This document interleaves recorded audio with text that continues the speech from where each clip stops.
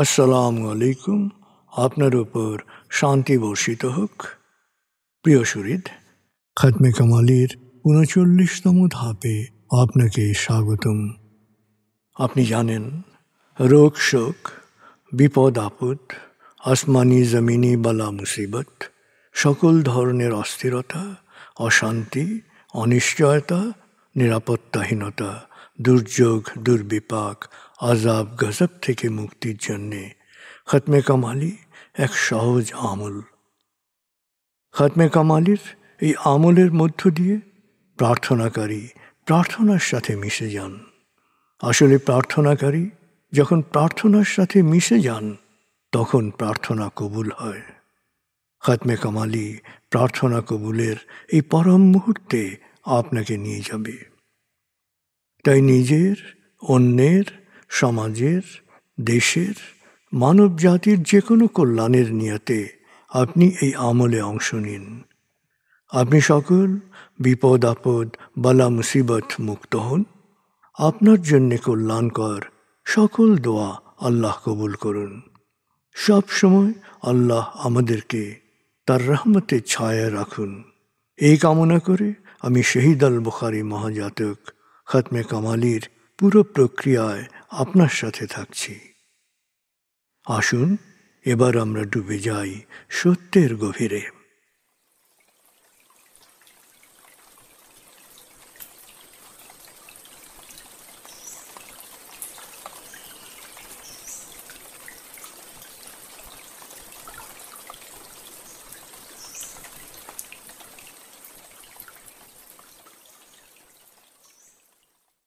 হে আল্লাহ, বিতাড়িত শয়তান থেকে আমি তোমার আশ্রয় প্রার্থনা করছি। দয়াময় মেহেরবান আল্লাহর নামে। আয়াতুল মুলক। হে আল্লাহ, সকল ক্ষমতার মালিক, তুমি যাকে ইচ্ছা ক্ষমতা দান করো, যাকে ইচ্ছা ক্ষমতাচ্যুত করো, যাকে ইচ্ছা সম্মানিত করো, যাকে ইচ্ছা অপমানিত করো। তুমি সর্বশক্তিমান, সকল কল্যাণ ও মঙ্গলের আধার। তুমি দিনকে ছোট করে বড় করো রাত, আবার রাতকে ছোট করে বড় করো দিন। তুমি প্রাণহীনে দাও প্রাণ, আর প্রাণবন্তকে করো প্রাণহীন। তুমি যাকে চাও বেহিসাব রিজিক দান করো। সূরা আলে ইমরান আয়াত ২৬-২৭। আয়াতুল কুরসি। আল্লাহ ছাড়া কোনো উপাস্য নেই। তিনি শাশ্বত, চিরঞ্জীব, বিশ্ব প্রকৃতির সর্বসত্তার ধারক। তিনি তন্দ্রা নিদ্রাহীন, সদা সজাগ, মহাকাশ ও পৃথিবীর সব কিছুর মালিক। তার সদয় অনুমতি ছাড়া তার কাছে সুপারিশ করার সাধ্য কারো নেই। দৃশ্যমান বা দৃশ্য, অতীত বা ভবিষ্যৎ, সৃষ্টির সব কিছুই তিনি জানেন। তিনি যতটুকু জানাবেন এর বাইরে তার জ্ঞানের সীমানা সম্পর্কে ধারণা করা কারো পক্ষেই সম্ভব নয়। তার আসন, তার কর্তৃত্ব পৃথিবী ও নভমণ্ডলের সর্বত্র বিস্তৃত, আর তার সংরক্ষণে তিনি অক্লান্ত। তিনি সর্বোচ্চ, সুমহান। সূরা বাকারা আয়াত ২৫৫।